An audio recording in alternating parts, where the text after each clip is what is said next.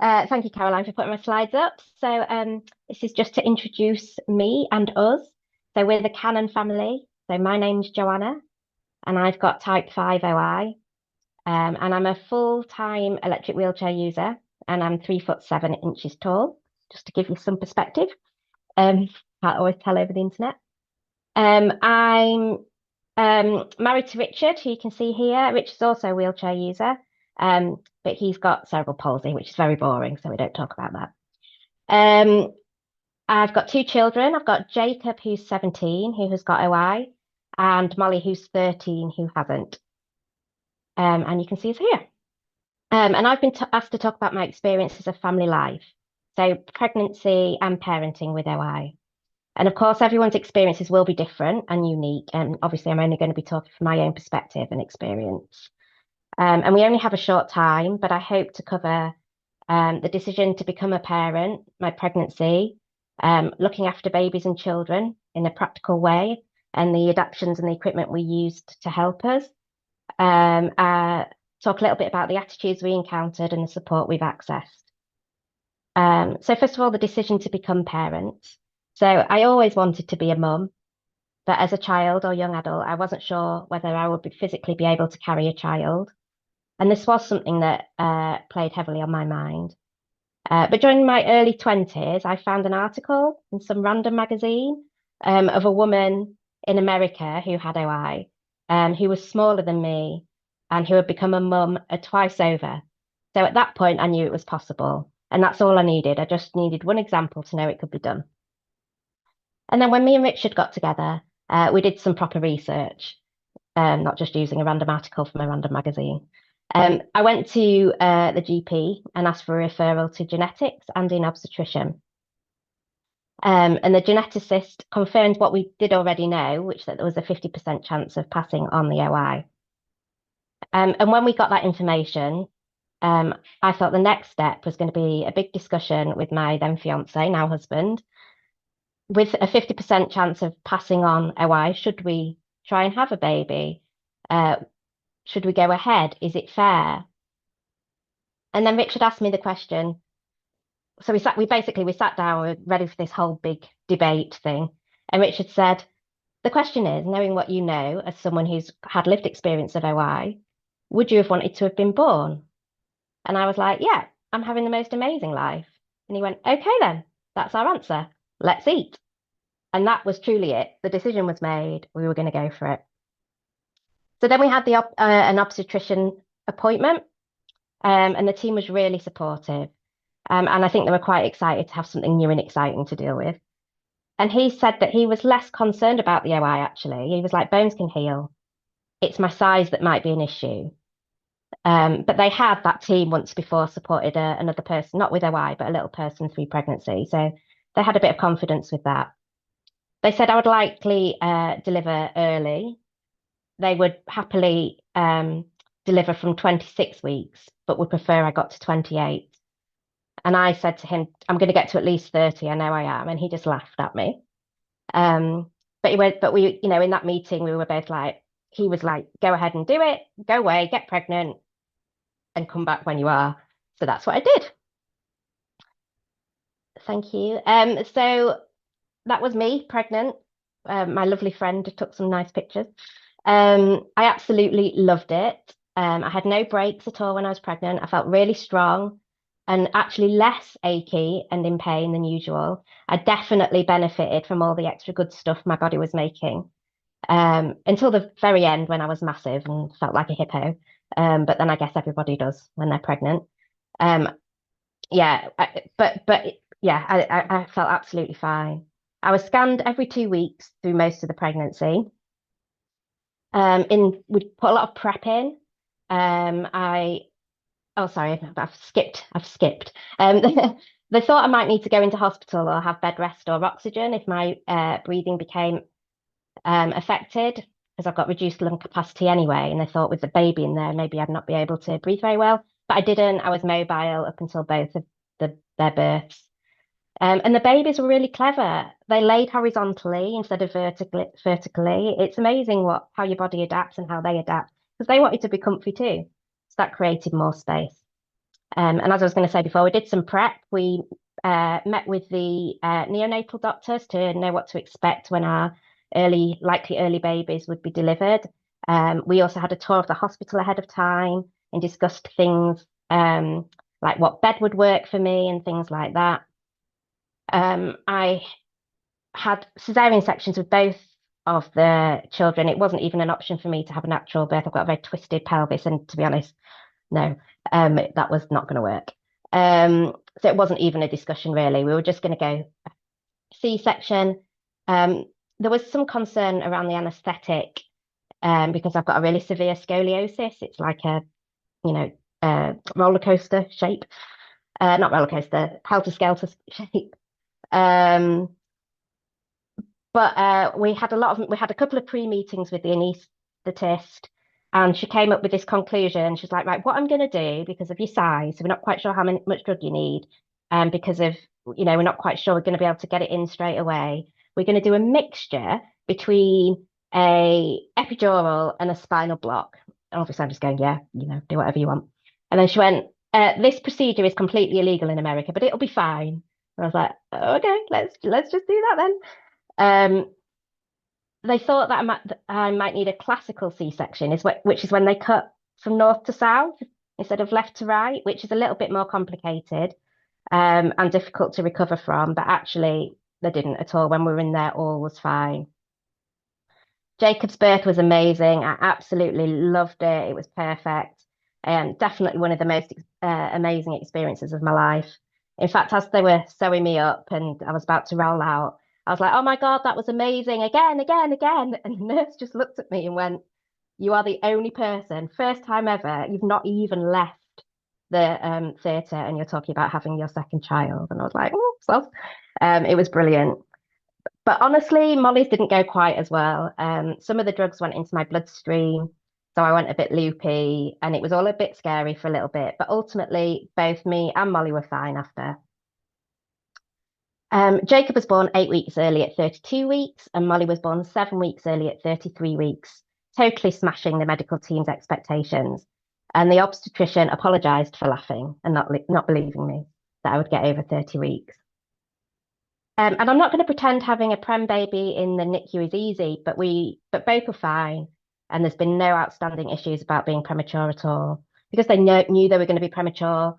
It was a planned delivery. They had steroid injections, so their lungs were a little bit better than they would have done. Molly had no problems at all. Jacob was took a little bit of time, but boys apparently developed slower anyway, and he was also a week early. But like I say, no biggie. They were looking for any signs of OI during pregnancy in the babies, but didn't find anything for either child. Jacob was under and is still under Sheffield Children's Hospital, but he wasn't diagnosed till he was 14 months old. But that's another story. Molly doesn't have OI, and we had that genetically confirmed when she was 19 months old via a genetic test that wasn't readily available when Jacob was born. Um, But I made sure that in the hospital when they were born and when they came home, until we knew any different, that they were handled as if they had OI, just in case. I had a sign up over the cot saying, handle with care. So looking after babies and children. So it was really tricky while we were in hospital because the cots and the baths and everything I could use, it was just not set up for me. And we were desperate to bring the babies home, where we had done a lot of thinking beforehand and we were set up to parent. Um, Breastfeeding, I started with Jacob, but I could literally feel the goodness being sucked out of me. Like I said, I've been so well during pregnancy, but my back started hurting, my rib popped a million times. It really was no good for me. So I did stop after a few weeks. I had major mum guilt, but no mum should feel guilty. But at that time, 17 years ago, there was a massive push for breastfeeding. You couldn't even go to the toilet without being a poster in there telling you that you're a bad mum if unless you're breastfed. So it wasn't really kind. It wasn't nice. But I'm a strong believer in fed is best, and for whatever reason you choose not to breastfeed, that's fine. Thankfully, the pressure seemed to have eased slightly by the time Molly was born, but also I was probably more confident in saying no. She had the colostrum, and then that was it. So if we can go on to the next slide, please. Here's just some examples of the equipment that we use to help us parent. Like I've put on the slide there, that these two things were made for us by a company called Remap. It's a charity that provides custom-made equipment free of charge for disabled people.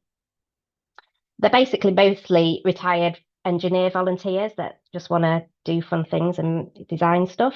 And they were brilliant. So we bought the cot, but the Remap adapted it with this gate side opening, which worked amazingly for us.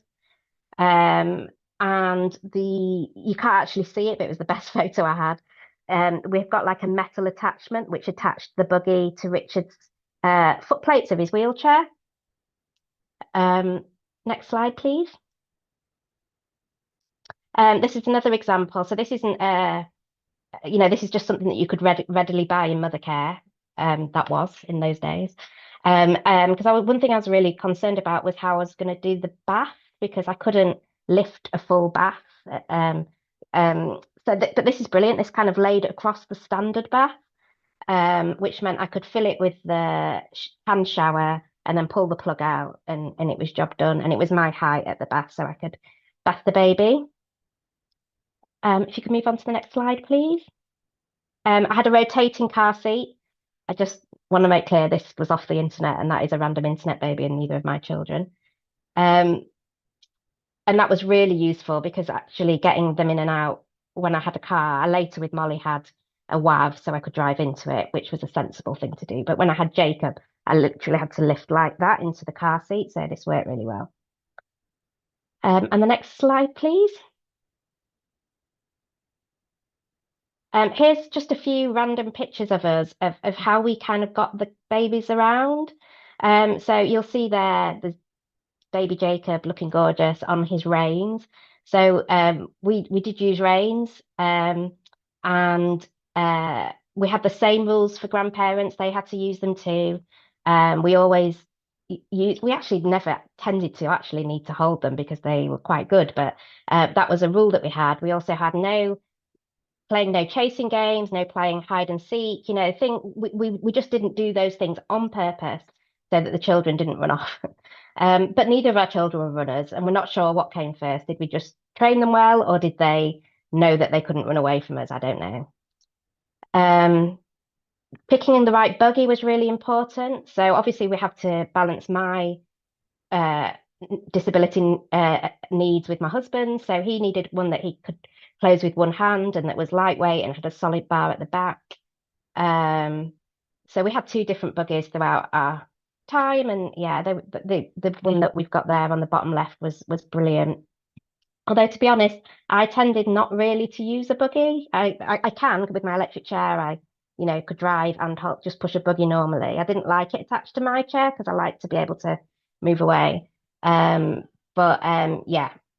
most of the time they just sat on our knees, and doing that we either used my wheelchair strap or a sling, or as we got older they just held on.